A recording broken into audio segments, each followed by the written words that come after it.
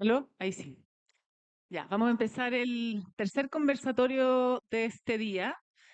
Em, eh, Está fuerte la competencia, pero tenemos a Alfredo Sfeir en su Gente que Aprende. Esperemos que empiece a llegar un poco más de gente.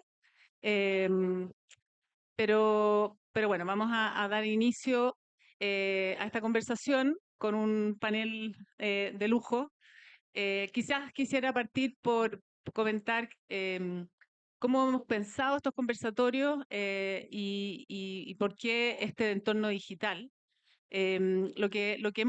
La idea ha sido entender que uno aprende en interacción con un entorno y con otras personas en un entorno. Entonces, hay cosas, hay situaciones, hay condiciones en cada entorno que gatillan ciertos aprendizajes y que también requiere que aprendamos ciertas cosas para poder desenvolvernos en ese entorno. Em, Teníamos antes el panel de aprendizaje en el entorno de la naturaleza y ahora estamos de alguna forma en el otro extremo, se podría decir, porque en general se entienden como entornos opuestos, eh, que es el entorno digital, que es este entorno virtual que nos saca de la naturaleza y que nos mete en esta realidad virtual. Entonces, bueno, la idea es que podamos conversar sobre este entorno y que entendamos qué significa aprender en el entorno digital.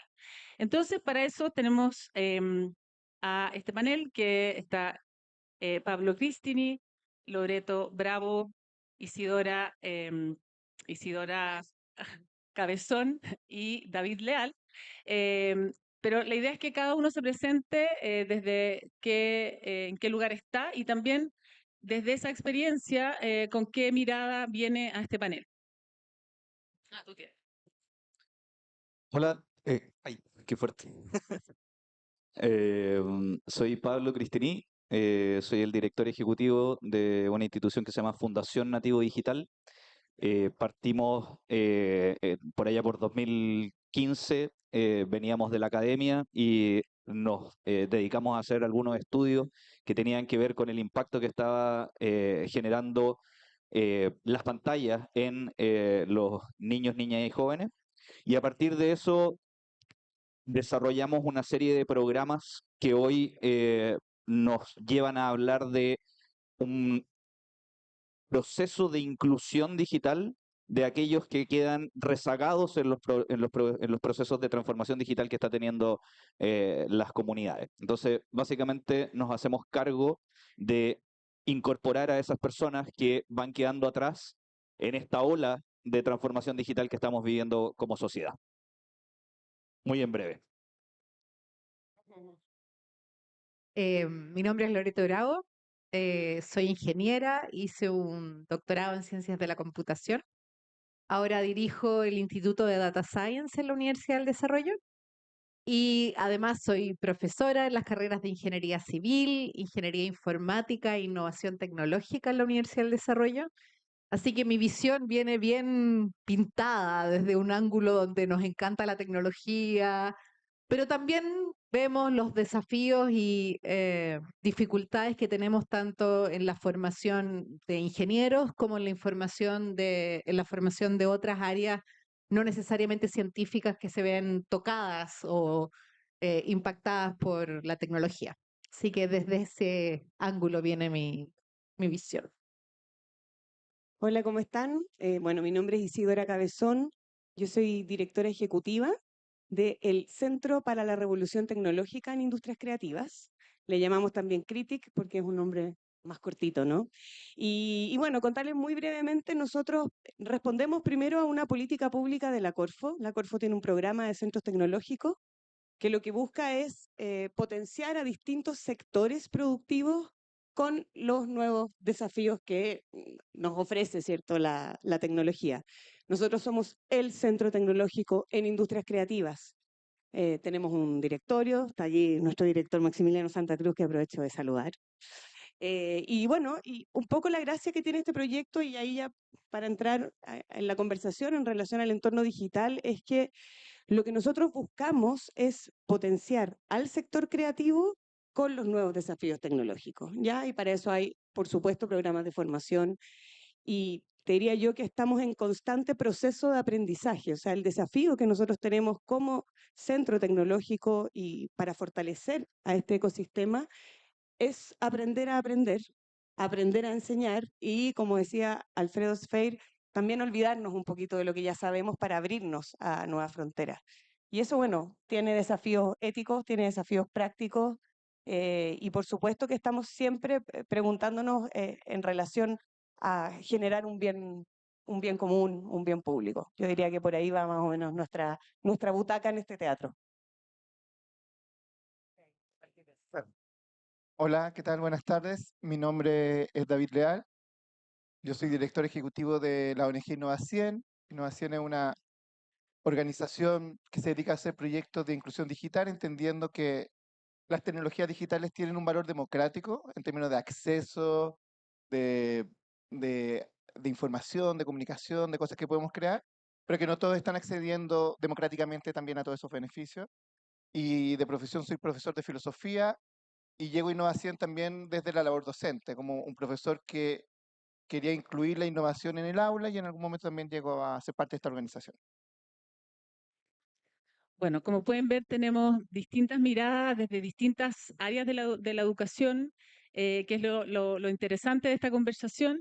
Y como partía diciendo, la idea es que pensemos en conjunto en esta primera vuelta sobre qué hay en este entorno digital, en este entorno virtual, qué hay que nos gatilla o qué tipo de aprendizaje nos gatilla este entorno, qué características hay en el entorno digital que gatillan algunos aprendizajes.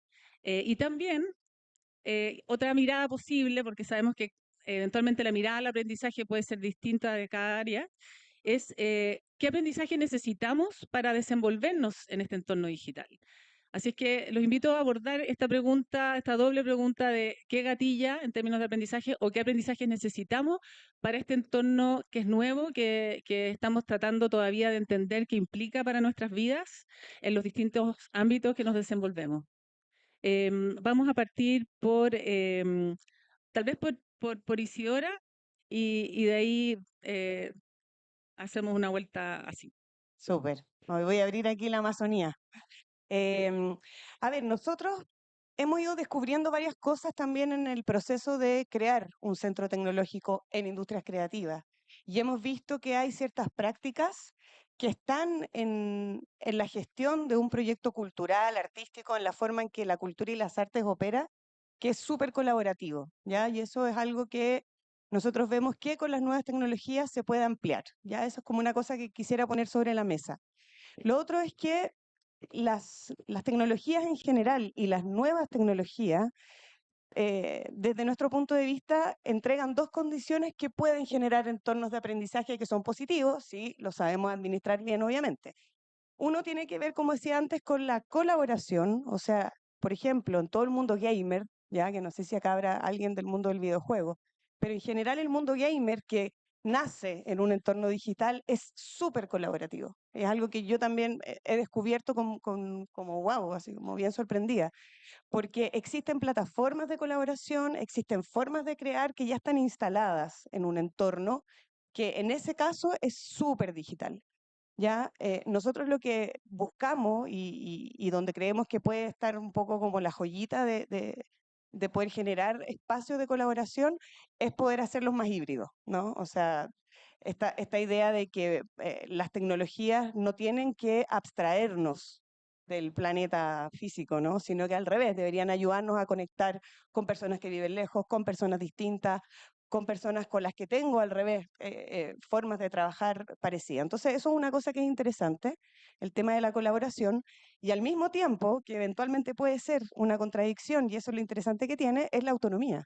O sea, hoy en día, con ciertas herramientas digitales en cualquier proceso productivo, de creación, tú puedes hacerlo mucho más sola también. Por lo tanto, te ponen una tensión, ¿no? Como, ¿para qué voy a trabajar con un guionista, con un audiovisualista, con una animadora, si eventualmente con una herramienta lo puedo hacer yo sola?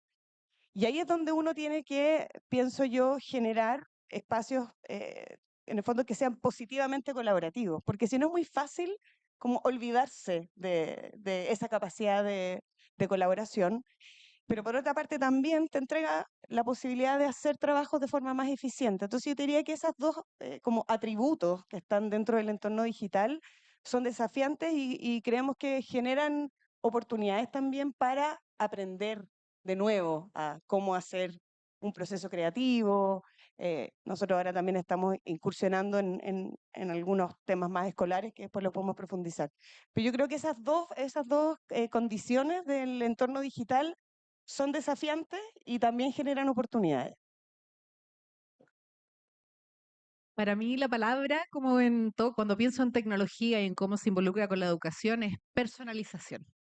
Personalización a todo nivel, o sea, desde cómo enseñamos, cómo podemos personalizar el cómo enseñamos, cómo podemos personalizar nuestro proceso de aprendizaje, porque tenemos la posibilidad de estudiar solos, la posibilidad de estudiar acompañados, la posibilidad de estudiar en la mitad de la noche, en la mañana, y también ir un poco más allá, pensar cómo podemos personalizar nuestro futuro, en el sentido de que antes teníamos que tener como restricciones, está la carrera ingeniería civil, está la carrera psicología, está la carrera...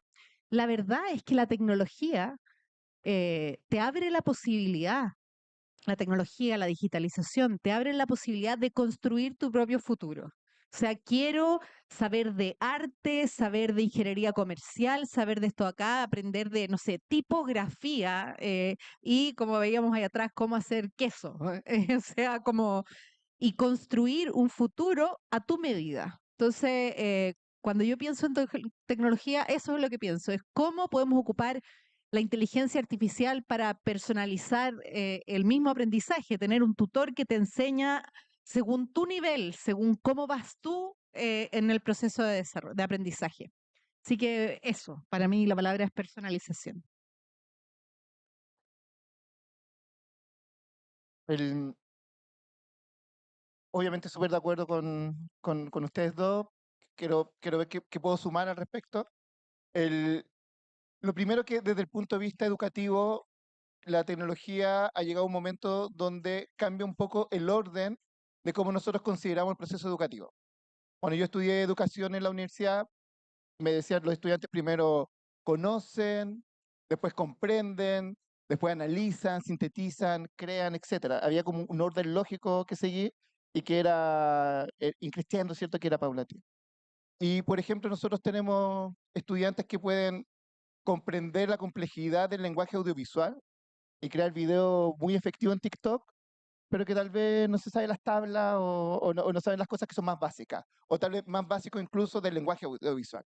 Entonces, que ese orden que parecía tan lógico, la tecnología de forma disruptiva lo cambia y por lo tanto nos da una oportunidad.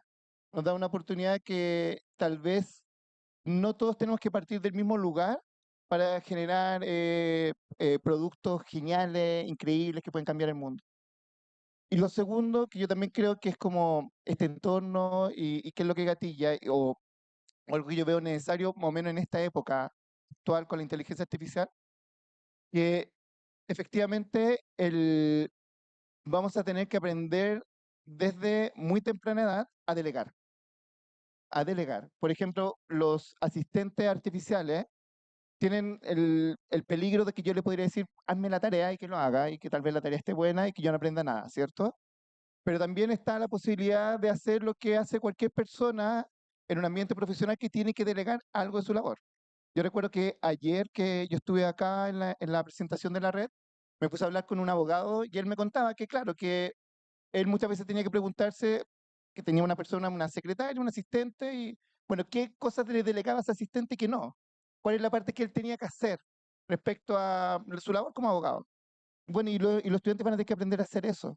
¿Qué es lo que le delego a la tecnología? Delego la redacción de un documento, delego la generación de las ideas que van a estar envueltas en ese documento, delego la solución de la prueba, o solamente quiero que me dé resoluciones distintas y que yo elija cuál es la correcta. O sea, vamos a tener que tener esa capacidad de juicio y de análisis, que algo que antes se exigía a las personas más grandes, a los profesionales, a personas que estaban en alguna jefatura. Bueno, eso se democratizó a todo nivel, incluso desde la infancia. Wow, difícil después de todo este análisis.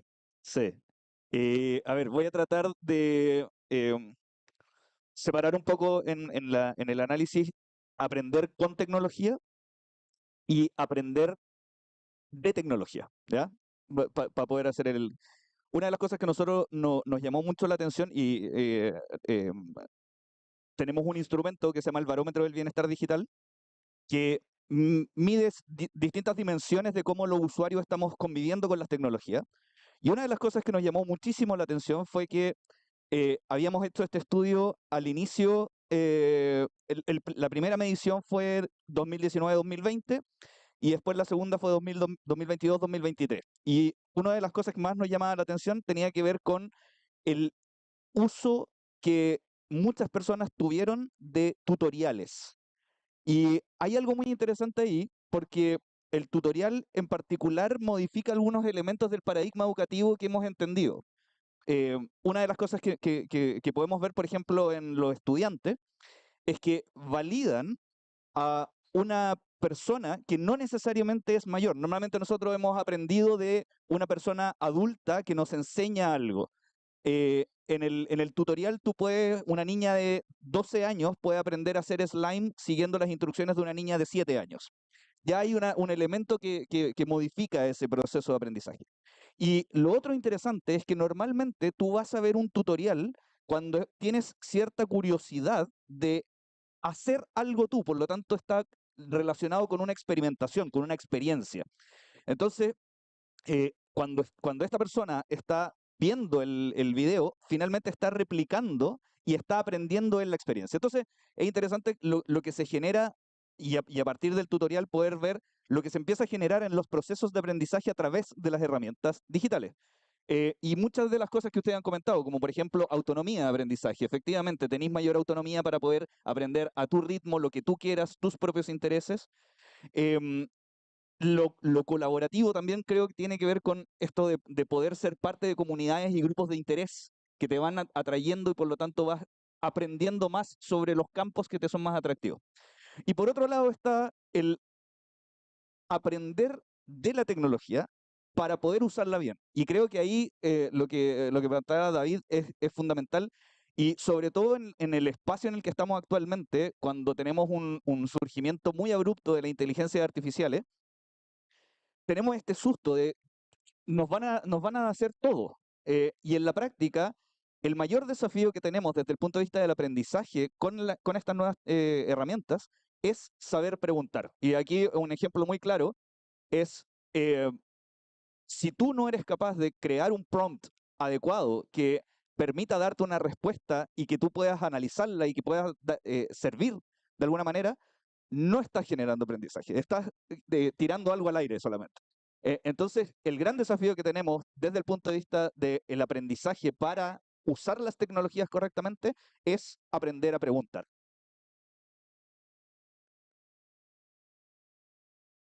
Muy interesante todo lo que plantearon. Está este código QR para que hagan preguntas, que después vamos a tener una ronda de preguntas. Así como haciendo una síntesis de lo que plantearon respecto de qué se aprende, hablaron de colaboración, de autonomía, de personalización, de construir un futuro a tu medida, otro orden en el aprendizaje que de alguna manera permite seguir los ritmos y las formas y los lenguajes para aprender de las nuevas generaciones o de quien esté aprendiendo. Y también respecto de esto, de este aprendizaje intergeneracional, también en distintos lugares, que de alguna manera rompe con los esquemas tradicionales del aula, ¿verdad? Y también estos desafíos de qué tenemos que aprender para desenvolvernos más efectivamente en este entorno, este saber preguntar y también el saber delegar o saber tomar buenas decisiones respecto de qué delegar si queremos seguir aprendiendo, también podríamos preguntarnos. Entonces, respecto de esto, que pueden ser otras ideas que ahora puedan plantear, preguntarles dónde hay buenos ejemplos, experiencias de este tipo de aprendizaje digital, cómo se ve en concreto, cuando decimos aquí hay algo interesante desde el área que cada uno trabaja y de alguna forma desde lo que ha observado. Vamos a dar otra vuelta distinta. No sé, Pablo, si tú quieres partir, para que no te quedes sin ideas. Ah, a ver, creo que eh, se me ocurren muchas cosas, entonces voy a tratar de ordenarme. Eh, Creo que hay algo particular que hemos hecho en la educación hoy que tiene que ver con la incorporación de herramientas tecnológicas para favorecer ciertos procesos de aprendizaje. Creo que ahí hay algo que estamos haciendo bien, que la pandemia, de alguna manera, nosotros hablamos de un proceso de transformación digital acelerada o forzada, eh, que nos movilizó a usar las tecnologías para tareas que estaban más destinadas al ocio y la comunicación. Creo que ahí hay un elemento particular que tiene que ver con cómo los profesores asumieron este desafío de enfrentarse a tener que hacer clases, por ejemplo, desde su casa con un computador y conectarse a internet y tener a 40 chiquillos o chiquillas con las cámaras prendidas, apagadas, ahí haciendo memes y cosas por el estilo. Hubo una necesidad de ellos de aprender a usar la tecnología como un medio para el aprendizaje.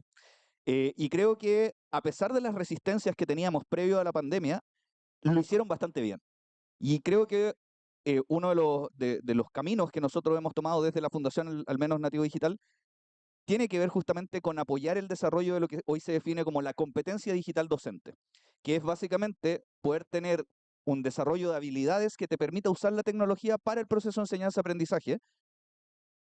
Y más que aprender a usar el computador para editar bien una foto o el teléfono para editar un buen video, para poder realizar las tareas más complejas que se llaman, como por ejemplo, decía David, el tema de poder hacer cálculos matemáticos con herramientas como Excel o cosas por el estilo, la programación. Y ahí yo creo que tenemos un camino bien amplio todavía que recorrer, que tiene que ver con cómo somos capaces de ponernos ciertos horizontes en este proceso de formación, de tal manera de que no solo los docentes estén preparados para usar las tecnologías, sino que los estudiantes que tenemos hoy en las aulas salgan preparados para este como nuevo entorno laboral que exige conocer herramientas digitales para poder proceder en su trabajo. Yo creo que por ahí está como la línea es un trabajo continuo, es como estamos en un efecto de formación continua más potente de lo que antiguamente entendíamos. Antes uno terminaba la carrera y ya podías empezar a hacer esto. Aquí yo creo que vamos a estar permanentemente teniendo que ir aprendiendo. Entonces hay un desafío ahí altísimo. Yo voy a ser un poco rebelde. En vez de destacar las cosas que creo que estamos haciendo bien, estoy como con actitud un poco más negativa hoy día. Em, Puta, hay cosas que me gustaría que estuviéramos haciendo en otra dirección. O sea, hace muchos años que se habla y de hecho hay hartos grupos que están tratando de apoyar que la educación, especialmente en los colegios, pase a ser más, como menos del pizarrón, menos y más involucrar tecnología, pero tecnología de una forma inteligente, porque tampoco podemos meter la tecnología de golpe y que los niños no aprendan a escribir ocupando ChatGPT o cosas por el estilo. Creo que todavía tenemos que poner mucha más fuerza y mucha más energía en cambiar la forma en la que se está educando en los colegios. Y lo mismo que pasa a nivel de colegio, yo lo veo también a nivel de universidades. O sea, yo le pregunto a mis alumnos, ya, ¿cuántos de ustedes usan ChatGPT? Uno tímido levanta la mano. Yo les digo, yo uso ChatGPT. Voy a volver a preguntar, ¿cuántos de ustedes usan ChatGPT? Todos levantan la mano. ¿Cuántos de ustedes pagan por la versión pagada de ChatGPT? Se levantan menos manos, pero se levantan manos. Es una realidad que no podemos ignorar y yo creo que tenemos que preparar a los niños para que lleguen a esta realidad habiendo aprendido, no sé, ¿qué necesitamos que aprendan? Tenemos que preguntarnos tantas cosas. ¿Qué necesitamos que aprendan, dado que esta tecnología existe, pero que tienen que ser capaces de delegar cuando corresponde, de no delegar cuando no corresponde? Yo creo que ni siquiera hemos podido responder bien esas preguntas a nivel como de educadores. ¿Qué tenemos que hacer en la universidad? Porque yo necesito que el que termine ingeniería sea capaz de usar ChatGPT, pero también necesito que sea capaz de mirar lo que salió y determinar si lo que salió está bueno o está malo. Entonces, A mí lo que me gustaría ver es cómo ponemos todas nuestras cabezas juntos para pensar y decir, oye, estas son cosas mínimas que hay que aprender. ¿Cómo hacemos para que las aprendan? Para que las aprendan en el colegio. ¿Qué son las cosas mínimas que tienen que aprender en la universidad? ¿Cómo hacemos para que aprendan esas cosas mínimas? Igual yo veo que las nuevas generaciones, y muy conectado a lo que tú dices de los videojuegos, quizás ellos sí son una buena cosa, o sea, ellos ya han aprendido algo. Mi hijo mayor le encantan los videojuegos, juega Valorant y ha aprendido inglés, portugués, tiene amigos en todo el mundo, se fue a Estados Unidos a hacer una pasantía de 3 meses en inglés a los 15 años. eh, Quizás tenemos que poner ojo en eso, en cómo los apoyamos en que ellos aprendan en una forma más libre y creativa, que quizás a nosotros como adultos todavía no se nos ocurre, pero veo la necesidad de poner todas nuestras cabezas, desde chicos hasta grandes, para pensar qué es lo mínimo, qué es lo que tenemos que aprender.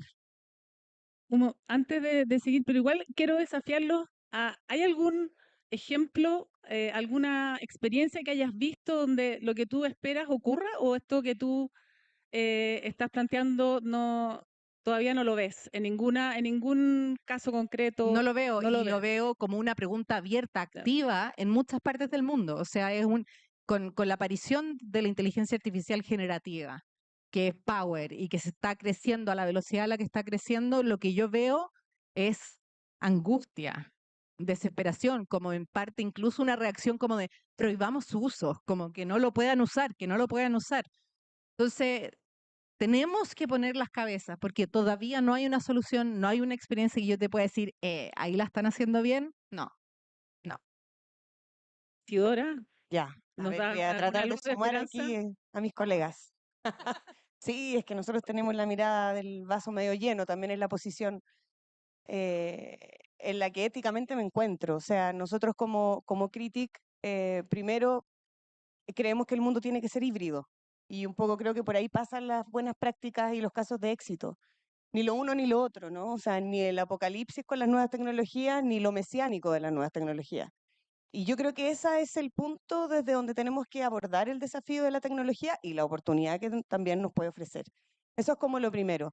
Y eso yo lo he visto, y no son las grandes casos de éxito, pero para nosotros son buenos casos desde donde queremos ir como conduciendo la forma en que generamos este ecosistema tecnocreativo positivo que ayude, o sea, que no nos abunde esta cosa como de se nos viene la inteligencia artificial encima, pero no solo la inteligencia artificial, o sea, cuando tú ves a un niño de 2 años comiendo con el iPad, chuta, igual se te revuelve la guata, ¿no? Entonces no es solo la inteligencia artificial, es cómo interactuamos con las tecnologías. Entonces, dos casos de éxito que en realidad son pequeñas cositas que yo veo que funcionan.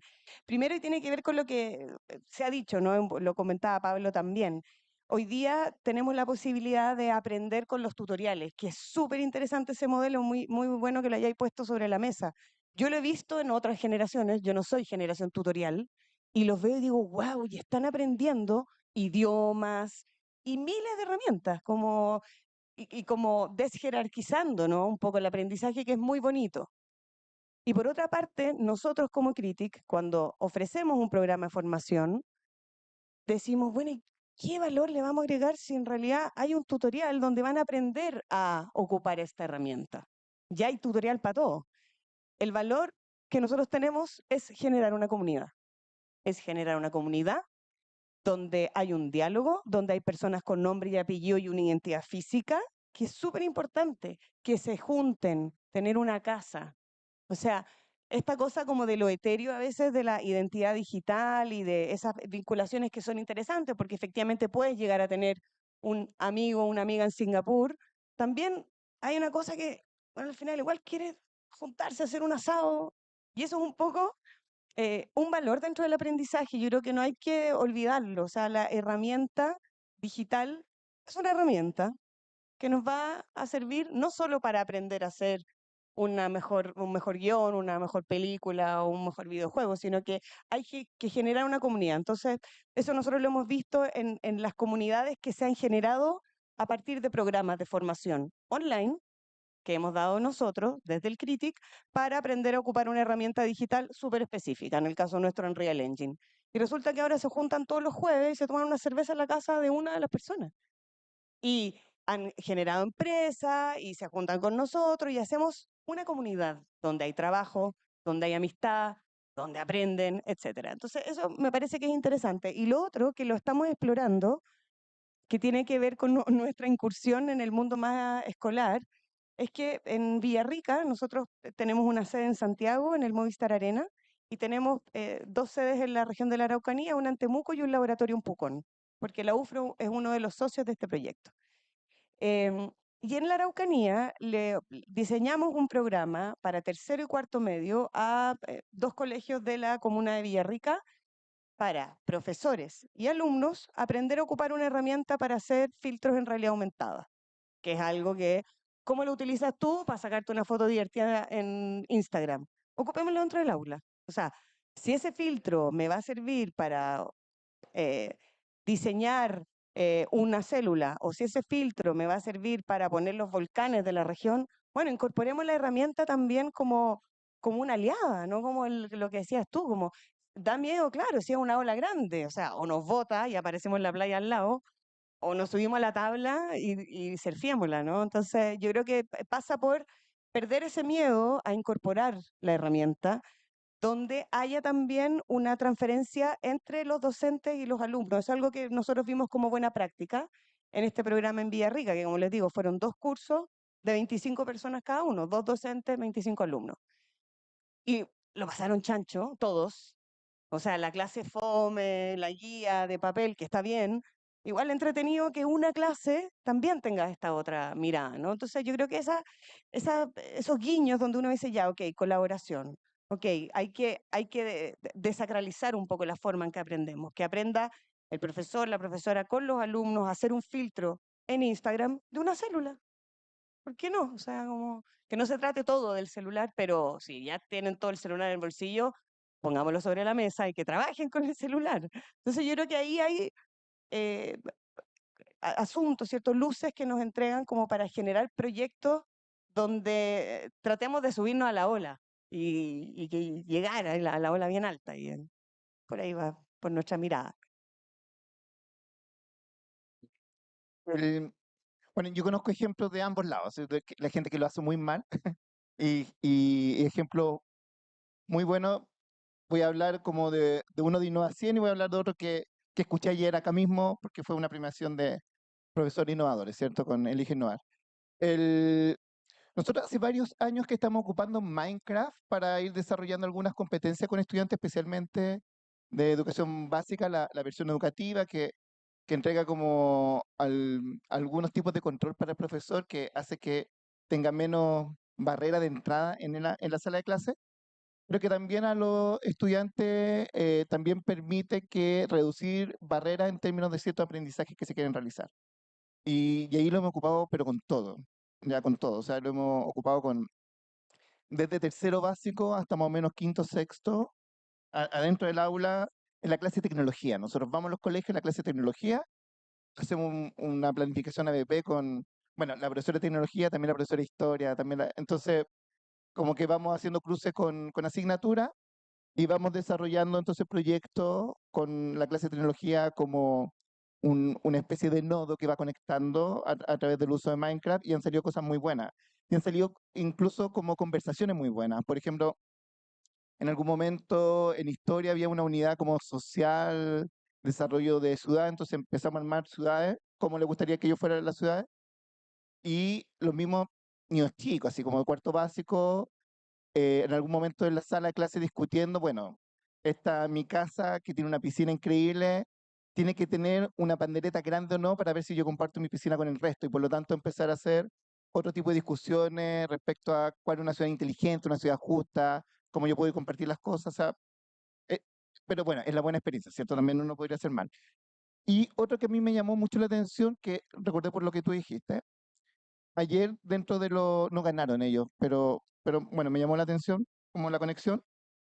Ayer se premió acá una iniciativa de Elige Educar que se llama Elige Innovar, donde había un grupo que eran parvularia donde habían llegado los chiquititos como a un jardín infantil, ¿cierto? O sea, la cuna, y claro, pues, y el chupete ahora es la tablet, po, ¿cierto? O sea, como que en vez de chupete, para que no llore, le pasan una tablet. Entonces, a los niños llegaban como con la tablet en el coche y les quitaban la tablet y se ponían a llorar y no querían entrar a clase. Entonces las profesoras se dijeron, ¿qué hacemos entonces? Y dijeron, mira, vamos a ocupar la tablet de la profe o el celular de la profe y vamos a hacer cortometrajes, hicieron cortometrajes con stop motion. Entonces los niñitos armaban las historias con plasticina, armaban los monitos, iban haciendo las distintas cosas, ocupaban la tablet o el celular para hacer estos videos y luego los presentaron en algún lugar. Entonces, de cierta forma, pudieron como desconectar a los niños de la pantalla en la medida que también daban una utilidad y obviamente ahí trabajaron como tema educativo, ¿cierto? Entonces, sí, yo creo que sí hay ejemplos, y aquí podríamos llenar de ejemplos, creo yo, pero efectivamente ahí hay una oportunidad que no hay que desaprovechar, que efectivamente, como todo en la vida siempre, es más fácil equivocarse que hacer las cosas bien, pero también hay metodología para hacerlo bien.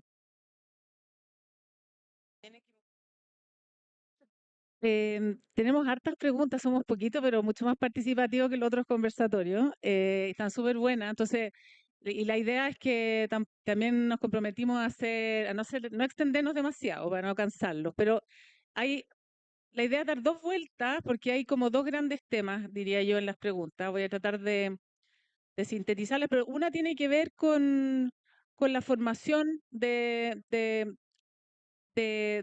profesores, de líderes, em, también de los adultos mayores. En el fondo, ¿cómo preparamos a quienes han estado un poco fuera y que hoy día están enfrentándose en las salas de clases o en los proyectos educativos que lideran para abordar esta educación digital, de alguna forma, de la cual estamos hablando? Em, si pudiéramos dar una vuelta, porque el otro tema tiene que ver con inteligencia artificial, ChatGPT, y hay una última muy buena pregunta como para cerrar. Así que partamos por una vuelta breve sobre esta mirada más de formación de capacidades cómo se lidera y se educa y se desarrolla capacidad para educar en este contexto. Genial esta pregunta porque me toca en el corazoncito. Nosotros en la fundación nacemos justamente para apoyar los procesos de formación docente. Ese es uno de nuestros objetivos iniciales. Y por allá por 2015, cuando lanzamos por primera vez el primer diplomado, un diplomado que hacemos con LUSACH de transformación digital en la educación, había un nivel de resistencia muy alto de parte de los docentes por acercarse a la tecnología, y lo que nos empezamos a dar cuenta era que había una resistencia desde el desconocimiento, desde una especie como de ingenuidad de no sé cómo voy a poder usar este computador para hacer algo que me pueda ayudar en mi clase. Entonces había como esta resistencia. Yo siento que la pandemia de alguna manera bajó esas barreras de resistencia y hoy tenemos una nueva versión del diplomado en el que nos concentramos en lo que se llama, hoy día se define por la OCDE como la competencia digital docente, que tiene una serie de dimensiones. Y lo que podemos ver es que los profes entendieron que, de alguna manera, uno de los elementos de resistencia anterior era el computador me va a reemplazar. Y creo que hace un tiempo ya lo han empezado a entender como una herramienta que me puede apoyar a hacer mi gestión, mi labor de mejor manera. Y lo veo en cosas súper concretas. Hemos visto cómo el uso de tecnología para generar rúbricas, que era algo en lo que los profes pierden mucho tiempo, les ha ayudado muchísimo. Para los temas de evaluación, han podido hoy tener procesos mucho más rápidos. Antes es muy engorroso revisar y quita mucho tiempo. Entonces, hay ciertas herramientas que han permitido que los profes optimicen su tiempo en la medida en que pueden hacer una labor con herramientas tecnológicas. Y por otro lado, el de adultos mayores me encanta o personas mayores, durante la pandemia hicimos un programa piloto que se llama actualmente Conectando Generaciones, en una zona rural hicimos un piloto con personas sobre 50 años y esto ya hoy es un programa y trabajamos con ellos desde hace mucho tiempo en dos líneas. Uno tenía que ver con entregarle, hacerles perder el miedo al teléfono, partiendo por eso. Como todo el mundo habla por teléfono y videos, llamadas y esas cosas, y había una tensión que les impedía entrar a este territorio. Y lo segundo, que para nosotros fue más significativo todavía, fue que el proceso de formación que tuvimos, cuando terminaron el primer grupo, nos dimos cuenta que había una sensación de puedo. Y soy capaz de aprender algo a mis 65 años. Y eso era muy, muy interesante porque además estaba asociado a ahora tengo autonomía.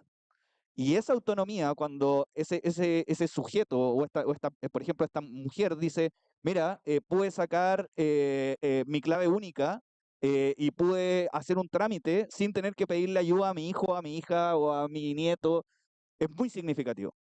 Y efectivamente, creo que hoy tenemos que hacernos cargo de cómo incorporamos a estas personas que han quedado un poquitito en la exclusión de la transformación digital.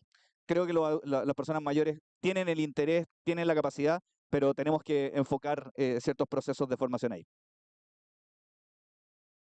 Eh, Cuando el día que en 2020 cerraron los colegios, cuando salió el ministro, dijo, colegios van a cerrar, todo el mundo, yo pensaba que eran 2 semanas, ustedes pensaron que eran 2 semanas, yo pensé que eran 2 semanas. Yo creo que le pregunté a Magdalena y dijo, no son 2 semanas, ¿no? Recuerdo que lo conversamos, sí, lo conversamos. Sí. Eh, Recuerdo que nos juntamos como el equipo en la oficina y que fue la última vez que estuvimos en esa oficina, todos juntos como presencial. Bueno, ¿qué es lo que hacemos? Porque nosotros nos habíamos dedicado, o sea, habíamos dado cuenta de que nosotros le enseñamos a la gente a ocupar la tecnología para hacer lo que quisieran y que en este caso teníamos el desafío de tener que enseñar a personas, ¿no? Ahí está, de forma remota, o sea, sin poder juntarnos con ellos presencialmente, a ocupar tecnologías remotas, para trabajar, para emprender, para estudiar. Entonces ahí nos topamos con un montón de públicos distintos, que estaban personas mayores, habían como niños muy jóvenes, pero también habían profesores que se habían resistido a ocupar la tecnología, que no sabían ocupar Zoom, Meet, ninguna de estas cosas, y de repente estaba todo eso disponible y aparte era la herramienta principal de trabajo, ¿ya? O sea, como que era lo que tenían que ocupar. Y recuerdo que ahí nosotros tomamos como un principio de como de John Dewey, de esto de que existe una diferencia entre el trabajo y el juego, que cuando yo trabajo, yo hago algo para conseguir un objetivo, pero lo que yo hago es distinto al objetivo. Por ejemplo, yo trabajo todo el mes haciendo clases para que me paguen un sueldo a final de mes, entonces el sueldo no es igual a la clase, pero cuando yo juego, la acción del juego es el mismo objetivo del juego. Si yo quiero jugar a la pelota, tengo que jugar a la pelota. La única forma de jugar a la pelota es jugando a la pelota. Y por lo tanto, el mismo objetivo es también la misma acción que yo tengo que realizar. Y dijimos, bueno, si es que tenemos que enseñar a la gente a ocupar tecnología remota de forma remota sin poder juntarnos, hagámoslo de tecnología remota. Y ahí lo que hicimos fue, empezamos a hacer clases por todos lados, así como por WhatsApp, por Facebook, por YouTube, etcétera, por Meet, Zoom, hasta que en algún momento el tema se ordenó. Entonces teníamos abuelitos que tal vez que no se podían meter una llamada por Zoom, que no sé, les pedía que se hicieran una clave, no veían que podían entrar como invitados, ¿cómo se complicaban? Pero una transmisión en vivo por YouTube, les llegaba el link por WhatsApp, se metían y podían ver toda la transmisión, veían cómo se ocupaba el Meet y después se podían meter al Meet para tener la otra clase como más personalizada. Entonces, al fin y al cabo, lo que ahí nosotros nos dimos cuenta que para que grupos desaventajados puedan meterse dentro de este entorno digital, lo primero es meterlos dentro del entorno digital, que esto sea como un juego, que lo que nosotros queremos también sea la acción que vamos a estar realizando. Y de esa forma se va ordenando, por lo menos la experiencia que nosotros tenemos. Ya, a ver, yo quisiera poner como dos temas sobre la mesa. Uno tiene que ver con la búsqueda de instructores, que ha sido un desafío para nosotros, y el proceso de cómo se enseña. O sea, hemos encontrado en el sector creativo, entiéndase mundo audiovisual, videojuego, diseño, animación, arte escénica, o sea, como el mundo de las artes y la cultura, hay personas que ya saben ocupar herramientas tecnológicas, pero otra cosa es que sepan enseñar a ocupar esas herramientas tecnológicas. Entonces, hemos tenido un desafío grande y todavía estamos en eso, no solo en el programa o la idea del Train the Trainers, ¿no? Que es como entrenar a entrenadores, sino que también nosotros descubrir, inventar, adquirir, etcétera, una metodología para enseñar mejor esa herramienta digital. Y estamos en eso. Creo que es un desafío probablemente en el que vamos a estar todo el rato, ¿no? Porque cada tecnología tiene ciertas condiciones o ciertos usos que de alguna u otra forma no todas las metodologías eventualmente pueden funcionar. Entonces, eso es una cosa que para nosotros ha sido un desafío. Y lo otro en relación a grupos, ¿cierto? Como que en general han estado más lejos de los entornos digitales, no en realidad de los entornos digitales, sino de las habilidades, en nuestro caso tecnocreativas, son las mujeres. Nosotros con adultos mayores, la verdad, no hemos trabajado nunca. Hemos explorado un poquito con comunidad escolar, muy poco, pero en realidad nosotros trabajamos con el mundo profesional del sector artístico, cultural, creativo, ¿no? Y cómo le entregamos habilidades a esos entornos culturales, artísticos, creativos. Y claro, y ahí hemos visto que si bien las mujeres están súper bien posicionadas en el mundo cultural, no así en el mundo tecnológico. Y ahí hemos visto una brecha súper grande. Yo antes trabajaba en la Corfo y algo que ni siquiera se me había ocurrido respecto también al mundo cultural es que las mujeres están en el mundo cultural súper bien, pero después cuando tú empiezas a ver quiénes son los dueños de las empresas son hombres. Entonces también hay una brecha respecto al patrimonio de una gestión que a veces está liderada por mujeres. Pero lo que vimos acá en el Critic es que hay muchas mujeres que no se atreven, que es algo que probablemente ocurre en muchos sectores productivos, pero la verdad que a mí me sorprendió porque yo sentía que era un sector súper femenino también. Nunca he sentido que en el mundo creativo haya mujeres que estén como siempre más abajo. No, creo que hay una cosa un poquito más, probablemente más equilibrada que en otros sectores productivos. Pero sí respecto al acceso a las nuevas tecnologías, sí respecto a atreverse a tomar un curso. Entonces, ahí hay una brecha que nosotros hemos estado intentando disminuir, no solo como vamos a hacer un programa de formación solo para mujeres, no, hagamos programas mixtos, donde haya, ojalá, una matrícula paritaria. Porque al final, si vamos a hacer que solo aprendan los hombres solo, las mujeres solo, si al final igual nos vamos a encontrar en el panel, vamos a tener que conversar. Entonces, creo que eso es importante también, como ir generando entornos, por ejemplo, de disminución de brecha de género, pero que sean con, digamos, mixtos y posicionando liderazgos, que eso es algo que también hemos estado todo el rato buscando casos de éxito, mujeres que estén haciendo emprendimiento, chicas que están aprendiendo solas y que de repente inventaron una cuestión, mostrarlas, porque al final todos aprendemos, ¿no? De esos casos. Entonces, eso te diría yo que para nosotros ha sido un desafío, el mundo de los instructores e instructoras y el mundo como de la disminución de la brecha de género en el sector tecnológico creativo. A mí me gustaría contestar un poco más como del lado de la universidad, desde las tecnologías más avanzadas, inteligencia artificial generativa, como salió el año pasado. Hicimos muchos cursos a educadores de colegio desde la universidad. Y, y lo que encontramos fue que, a diferencia de antes cuando tratábamos de enseñar tecnología, ahora lo sentían como más accesible. Me voy a explicar por qué. La inteligencia artificial generativa, que es como este paso bien grande como en términos tecnológicos, nos acerca a lo que es hablar como personas. O sea, tú para ocupar inteligencia artificial generativa no necesitas saber programar, no necesitas tener como un lenguaje o una formación en computación previa. Tú lo que necesitas para ocupar ChatGPT o inteligencia artificial generativa es saber hablar, es ocupar tus propias palabras. Y eso yo sentí que para los profesores a los que les enseñamos fue un alivio, como que cuando hago las clases, cuando parto la clase, les hago como con qué sentimiento vienen a la clase y después lo hago al final. Y el típico sentimiento inicial es susto, preocupación, estoy obsoleta o cosas por el estilo.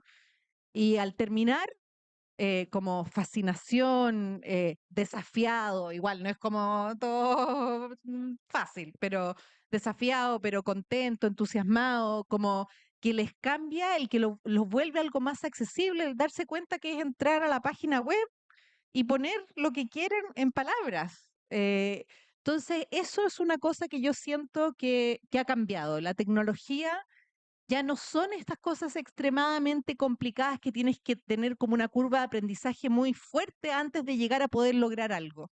Tú ahora con los conocimientos que tienes puedes utilizarlo desde el colegio, básicamente. Eso es una cosa. Y lo otro es el desafío de tomar las tecnologías también viene de las áreas humanistas. Ese es como otro desafío que nos hemos encontrado, por lo menos a nivel universitario. O sea, no es solo como cómo formamos educadores, cómo formamos a la tercera edad, sino que también cómo subimos como el carro tecnológico a, no sé, derecho, que en el fondo es por dar un ejemplo, pero es que tú decís, no, nosotros nunca vamos a ocupar inteligencia artificial. Y he dado charlas al decano, a los profesores de la carrera, estamos formando a los profesores de las carreras, de las distintas carreras de la universidad, porque en el fondo ya no pueden quedarse abajo el carro. Entonces también es otro espacio donde tenemos que trabajar para disminuir estas barreras y cachar que la tecnología es para todos ahora. Ya, vamos a dar una vuelta con las preguntas sobre inteligencia artificial que están muy entretenidamente planteadas. Entonces voy a leer algunas y ahí ustedes ven cómo las abordan o cuál. Bueno, una que es si creen que la presencia creciente de la inteligencia artificial y las tareas que realiza es una oportunidad para incentivar el pensamiento de orden superior y en los estudiantes. Em, Luego, esto está entre comillas, esto responde ChatGPT acerca de los desafíos de aprendizaje con la inteligencia artificial. O sea, esta persona le preguntó a ChatGPT cuáles son los desafíos. Y entonces, el chat dice, la garantía de la equidad y la ética en los algoritmos, así como la adaptación a cambios rápidos en la tecnología y la sociedad. Entonces, la pregunta es, ¿cuán de acuerdo están con ChatGPT? Eh, Luego, ¿qué piensan sobre la fe ciega en apps como ChatGPT? Santiago no es Chile. ¿Qué pasa con la inteligencia artificial y el aprendizaje virtual en las regiones más recónditas de Chile? Y esta última, que está también muy honesta, he ocupado ChatGPT para hacer ensayos y me siento culpable. ¿Cuál es la ética en estos casos, más allá de la represión que uno encuentra en la academia y el profesorado? Están muy buenas, así es que elijan, dale. ChatGPT miente. Y miente heavy, o sea, se equivoca. No, no es que tenga malas intenciones, pero ChatGPT es un modelo probabilístico que aprendió a partir de todos los datos de la web. Por lo tanto, genera texto que es lo más probable que sea correcto. Eso significa que nuestro pensamiento crítico sigue siendo vital. Nosotros sale esta cosa y puede ser cualquier cosa, o sea, de verdad tenemos que poder interpretarlo, mirar, tener el juicio para decir esto sirve, esto no sirve. Y también tenemos que encontrar formas de usarlos que sean astutas. O sea, yo no le pido a ChatGPT que me escriba un ensayo. Yo no le pido a ChatGPT que me escriba las respuestas para este panel. Lo que yo le digo es, ChatGPT, ayúdame con preguntas interesantes que yo debería pensar para resolver este tema. Y ChatGPT me hace un montón de preguntas, yo le contesto cosas y ChatGPT me hace más preguntas. Yo lo ocupo como un muro de preguntas, como así como House, que tenía su equipo que le gustaba que le hiciera preguntas, Doctor House en la serie. Para mí ChatGPT es mi contraparte, alguien con quien discuto. No significa que todo lo que me diga es verdad. Por lo tanto, yo al que se siente culpable de usar ChatGPT, yo creo que hay que ser transparente con los profesores en los objetivos y como profesores nosotros tenemos que plantearnos nuevas formas de evaluar, porque quizás ya no es tan necesario que escriba el informe completo, depende cuál es la habilidad que tú quieres desarrollar en tu curso, pero si es un curso donde lo que quieres es desarrollar la habilidad de, no sé, de poder entender un tipo de análisis económico, quizás no es tan importante que escriba el ensayo. Si es un curso de escritura, pucha, ahí ocupar ChatGPT no está tan bien. Entonces, los profesores tenemos que transparentar con nuestros alumnos cuándo está bien usarlo, cuándo no está bien usarlo, y también tenemos que cambiar nuestra forma de evaluar, de tal forma de incentivar esos usos correctos. Sí, yo quiero agregar un tema con el chat GPT que es algo que yo he ido viendo en la práctica. Y es que el chat GPT te puede dar información dura tipo Wikipedia, ¿no? Que es súper estándar y un poco básica. Y puede ser más compleja en la medida que tú le pides más complejidad. Pero para mí lo que desafía el chat GPT y es donde nosotros como seres humanos le damos valor es al estilo, la línea editorial. Cómo tú narras una forma, cómo tú escribes algo, una idea, un pensamiento, un ensayo histórico, un guión artístico, lo que fuera, eso se huele. Es un ejemplo medio polémico, pero es como, está bien la cirugía estética, ¿no? Como cuando uno ve personas que están operadas porque no se sentían a gusto y todo. Pues si todos nos operamos iguales, vamos a terminar todos iguales. O sea, como el chat GPT te puede ayudar, obvio, y está bien. Oye, ¿y cuáles son los grandes éxitos de no sé qué? Recomiéndame cuáles fueron los hitos históricos. Hazme preguntas. Está bien, si es una herramienta. Pero donde se genera el valor final es cuando tú agarras esa información y lo escribes a tu manera, le das tu relato, está tu identidad ahí. Yo me acuerdo que la primera vez que leía a José Saramago, yo no podía creer lo original de la forma de su relato, además de que la historia era buena, pero probablemente el valor para mí que tenía Saramago y que lo sigue teniendo es que la historia era buena, pero cómo contaba la historia, o sea, su estilo era fantástico. Era para mí súper como blow minding. Entonces, yo creo que eso también es algo que no hay que perder. O sea, sí, ChatGPT está bien, es una herramienta, ocupémosla, pero tampoco está todo ahí, o sea, el valor está en otro lugar. El valor es cómo contamos esa historia, cuánta empatía generamos, cómo obtenemos información para que nos sirva, etcétera. Entonces, hay que administrarlo desde mi punto de vista, con un poco de distancia. Hay que alertar del uso, sobre todo en los niños y en las niñas, porque es fácil, es más fácil ser flojo que trabajar, pues eso también es verdad. Entonces, también yo creo que nos desafía, es como lo que decías tú de hoy día las pantallas son los chupetes, o sea, las nuevas tecnologías nos obligan, quienes son padres o madres o apoderados, ¿cierto?, de menores de edad, a tener que estar mucho más atentos, y es mucho más fácil poner una película y chao. Compite contra la pantalla. Entonces hay que ofrecerle ese programa que hicieron ustedes. Esa es mi posición respecto a ChatGPT. Yo estoy de acuerdo con usar ChatGPT para escribir un ensayo. Y voy a explicar por qué. El, Primero, no sé esta persona hasta cuándo lo ocupó, ¿cierto? Así que no hizo nada más, claro que no estoy de acuerdo. Pero el, cuando yo era chico, cuando yo iba así como al colegio en la básica, y a mí me mandaban a hacer como una carpeta, yo compraba el Icarito, compraba el zigzag, mis cosas con marcas, ¿cierto? Yo no sé cómo se llama, Stific, no sé cómo se llama para no decir la marca, pero pegamento en barra, pegamento en barra. El, y estas hojas cuadriculadas, ¿cachai? Blancas.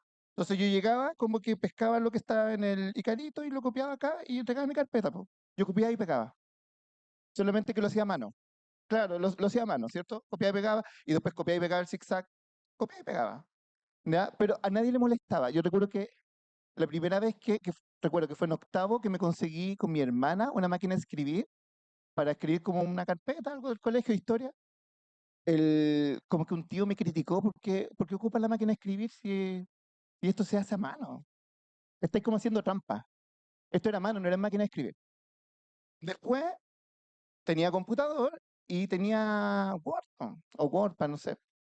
Entonces cuando escribía una falta de ortografía, como que el Word me la pintaba de rojo. Entonces yo lo corregía y ya no tenía falta de ortografía. Y el mismo tío curado, ¿cierto? Decía como, oye, pero está haciendo trampa, po. Si esta cuestión se hace con máquina de escribir. Porque si lo hacía en Word, Word te sopla la falta ortográfica, entonces tú no estás escribiendo, estás escribiendo en la máquina.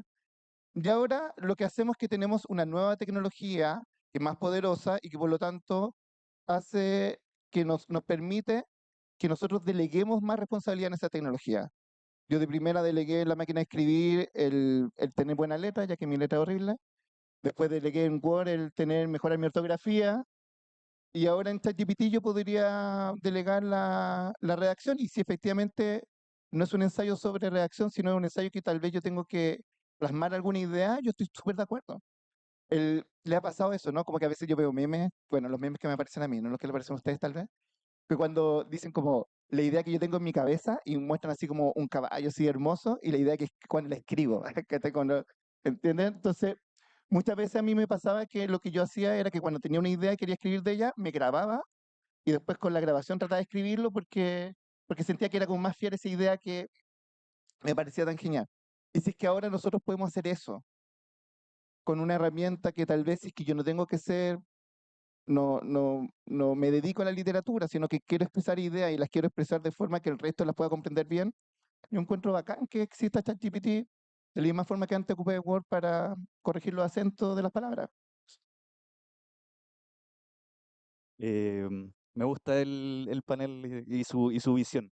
Yo también voy un poco ahí en esa línea. Voy a poner un ejemplo que nos pasó del uso del ChatGPT y Copilot y todo esto que hoy día ya están ahí desde las distintas empresas. Estábamos nosotros a punto de lanzar una aplicación, habíamos creado un desarrollo propio, una aplicación que se llama App Docente Digital, que es una especie de Duolingo de las competencias digitales donde los profes aprenden con gamificación su eh, propia manera de aprender, es un proceso de autoaprendizaje. La cuestión es que teníamos una fecha límite en la que teníamos que lanzar esto en la App Store, en la Play Store y todas estas cosas. Y esto era, por ejemplo, un día miércoles y el viernes metemos el código y nos salta un bug, un gusano, un error en el código que hacía que nos fuéramos, que la acción no fuera la que correspondía, sino que se saltaba a otra página, por ejemplo. La cuestión es que el día lunes, con el equipo de desarrolladores, nos metimos todo en el código y estuvimos horas y horas y horas y horas y horas y horas y terminó ese día lunes y no encontrábamos el error en el código, por lo tanto seguíamos teniendo el bug. Y el día martes en la mediodía ya habíamos toda la mañana de nuevo tratado de encontrar el bug, no lo encontrábamos. Y me llama el jefe de tecnología y me dice, Pablo, te quiero pedir autorización para meter el código en ChatGPT para ver si es que el ChatGPT puede encontrar el error. Y mi primera alerta fue, ojo, porque todo lo que tú pones en ChatGPT pasa a ser de común, propio. Por lo tanto, el código nosotros no lo podíamos poner entero. Teníamos que buscar partes que pudiéramos creer que dónde podía estar el error. Efectivamente, entonces hicimos una selección chiquitita y dijimos, mira, probablemente en estos lugares puede estar el error. Lo metimos y efectivamente lo encontró. Y después le dijimos, eh, 3 minutos, nada, lo empezó a escribir al tiro, dijo como aquí hay, eh, inmediatamente después vimos si lo podía reparar y lo corrigió con algunos elementos, tuvimos que nosotros recorregirlo, ¿ya? Pero ¿a qué es lo que voy con esto? Eh, Primero tuvimos que tener cuidado con cómo preguntábamos, qué preguntábamos y qué le entregábamos respecto de la información que nosotros le estábamos poniendo como fuente. Luego tuvimos que ser muy cuidadosos de la respuesta para analizarla y decir, bueno, si realmente funciona. Y la tercera, que es lo más relevante, es que a las 3 de la tarde me llama el jefe de tecnología y me dice, Pablo, está la embarrada, los cabros creen que los van a echar a todos. Porque como los desarrolladores no habían pillado el bug y lo habían encontrado esto, creyeron que se iban a quedar sin pega. Entonces se generó como toda una cuestión de miedo y reunión de emergencia a las 4 de la tarde, todos sentados y como que estaban todos urgidos, creía que lo iban a echar. Y era como, cabro, eh, nos demoramos 3 días buscando el bug, no lo podíamos encontrar. Tuvimos una herramienta que nos ahorró 3 jornadas completas de trabajo. Si de ahora en adelante, en algún momento, necesitan una herramienta que nos ayude a optimizar tareas y hacerlas más rápido, y se puedan ir más rápido para su casa, para jugar con los cabros chicos y salir al parque, hagámoslo. Y contratamos el ChatGPT 4 y hoy día lo usamos en modelos específicos de corrección que nos permiten optimizar el tiempo. Súper interesante experiencia. Nos comprometimos con Isidora, sobre todo, que tiene que ir al teatro, tiene entradas al teatro, así que tiene que salir de acá un cuarto en 7 minutos. Así que una última vuelta, la última pregunta es una clásica dicotomía o falsa dicotomía. Yo creo que diría este grupo, pero que es interesante, quizás como para cerrar, que es la pregunta de cómo vincular las humanidades con la tecnología. O sea, lo humano, la humanidad versus la tecnología, lo frío, lo artificial. Eh, una reflexión final y con eso cerramos.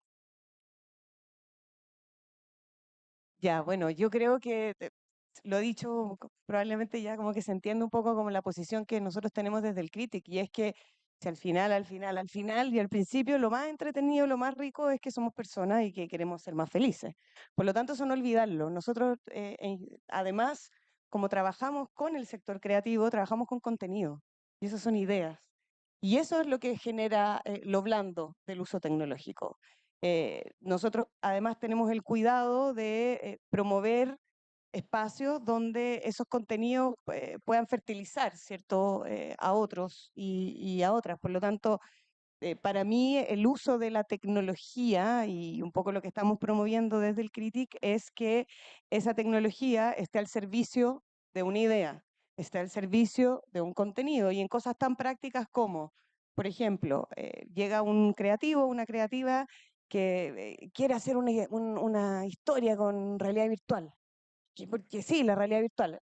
Saquemos la tecnología. ¿Cuál es su historia? ¿Qué es lo que quieres contar? ¿Cuál es la mejor forma de? ¿No? Eso se puede aplicar en general para todo. Y ahí nos damos cuenta que quizá esa historia o ese objetivo que es humano, que tiene que ver con un pensamiento, con una emoción, quizás se transmite mejor con otra tecnología. Entonces, concluyendo esta idea, ¿no? Es como la tecnología al servicio, en nuestro caso, de las ideas que vienen de personas. Y lo otro es que esos entornos digitales, como tomando también el concepto de este panel, nos permita generar comunidades. Yo creo que eso también es importante, porque si no, efectivamente, vamos a generar una sociedad donde cada uno se resuelve a sí misma con la herramienta y me vinculo poquito, esa cosa como media higiénica que a veces tiene la tecnología, ¿no? Entonces, la pega de instituciones como la nuestra y con todos los que estamos aquí también, es que podamos hacer que esas herramientas tecnológicas también nos permitan encontrarnos y no desencontrarnos. Y yo creo que ahí está el espacio que lo hace también entretenido y que al final igual genera vínculos entre las personas, aprendizaje social. Y es una alerta que tenemos que tener todo el rato. Si uno también a veces se puede confundir en irse mucho para un lado o para otro, ¿no? Pero ir como no olvidando eso en ese desarrollo tecnológico o en ese desarrollo de comunidades. Sí, para mí la tecnología es un habilitador. Al final el objetivo está, como dices tú, en ver los desafíos sociales, ver los desafíos de las organizaciones y cómo ponemos la tecnología al servicio de resolver esos desafíos. En el fondo, todo lo que se está desarrollando nos permite hacer eso en forma más fácil. Es cierto que también nos pone otros desafíos, pero también nos facilita el llegar a, no sé, pues, yo estoy metida en el mundo de data science, cómo utilizamos los datos que quizás se generan, o sea, de los celulares, pero para resolver temas de seguridad. En el fondo, sin el desafío, sin el problema, no tiene sentido como toda esta tecnología. Es para resolver un problema humano, alguna necesidad que tengamos nosotros como humanos. Bueno, yo no veo la dicotomía. De hecho, yo soy profesor de filosofía y trabajo en tecnología, entonces de verdad que no la encuentro por ningún lado. Pero, entonces voy a aprovechar esta pregunta porque yo creo que está respondida por mi lado, pero para tener un tema que yo pensé que me iban a preguntar. Porque el panel anterior era como el entorno natural y este era el entorno digital y uno podría pensar, bueno, ya, ok, lo natural con lo digital sí es que es distinto. Y yo escuché el panel anterior, y ellos hablaban de reconectarse, de personalización, de que estar en comunidad, de tomar riesgo, etcétera. Lo mismo, lo mismo. ¿Entendí? Entonces, al fin y al cabo, eh, de cierta forma, tanto el entorno natural como la tecnología, como el mundo interior nuestro, no existe como desde un punto de vista dicotómico o de enfrentamiento, eso, sino existe como un punto de vista complementario. Yo creo que al final eso es lo que estamos haciendo. O sea, bueno, me imagino que la gente que se queda hasta esta hora porque también piensa eso mismo, pero sin lugar a duda es bonito como tratar de, en vez de concentrarnos en dicotomía, concentrarnos a dónde están los vínculos, porque ahí es donde está la riqueza y donde vamos a hacer que, por ejemplo, que llevando el cine a los colegios, los niños tal vez generen descubrimientos científicos, ¿ya? O sea, como que por ahí va, yo creo que tendría que ir el camino. Ya, tampoco veo mucha dicotomía y voy a plantearlo en algo muy concreto. Voy a llevarlo a la ontología de la tecnología. Me pasa, por ejemplo, cuando estamos con chiquillos de colegio, tercero, cuarto básico, eh, y les pregunto si el tenedor es tecnología. Y lo primero que dicen es no, po, porque no es digital. Pero en la práctica es una de las principales herramientas tecnológicas que hemos desarrollado. Y ahí es donde quiero como hacer el énfasis. Las herramientas tecnológicas están diseñadas y desarrolladas por el ser humano para facilitarnos tareas. Y creo que eh, lo que hoy estamos como perdidos es que creemos que la tecnología como que viene a reemplazarnos. Y creo que una de las cosas que tenemos que reflexionar es, sin nosotros, la tecnología no existe. Sin las necesidades propias del ser humano, la tecnología no tiene razón de ser. Por lo tanto, nosotros somos los generadores y creadores de la tecnología con tecnología. Entonces creo que es un poco como sacar esta mirada de que como que la tecnología de repente apareció y se autocreó y se como que un meteorito en la Tierra y de repente tenemos tecnología. No, nosotros la hemos ido creando en la medida en que hemos ido complejizando nuestras necesidades y nuestro deseo de poder simplificar o facilitar ciertas tareas. Por lo tanto, creo que la convivencia entre la tecnología y el ser humano va a ser siempre la tecnología al servicio del ser humano y con pertinencia. ¿Qué quiero decir con esto? Tú tienes que seleccionar si vas a comer la sopa con tenedor o con cuchara. Lo mismo tienes que hacer en este momento. Tienes que definir si es que es más conveniente ir y buscar un paper y revisar 18 papers para escribir tu propio paper o pedir un resumen en ChatGPT, por ejemplo. Son La pertinencia está dada por el objetivo que quieres lograr con esa tecnología. Entonces creo que no hay dicotomía, sino que nosotros tenemos que poder canalizar el objetivo con el que vamos a usar la tecnología.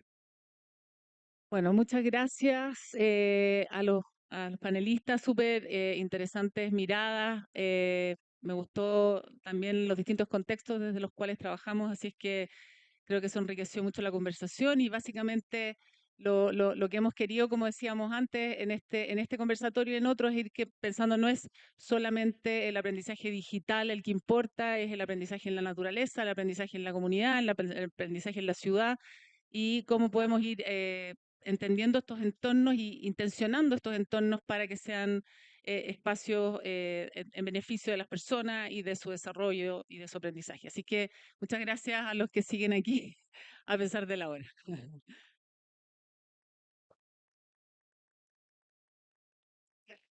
Gracias.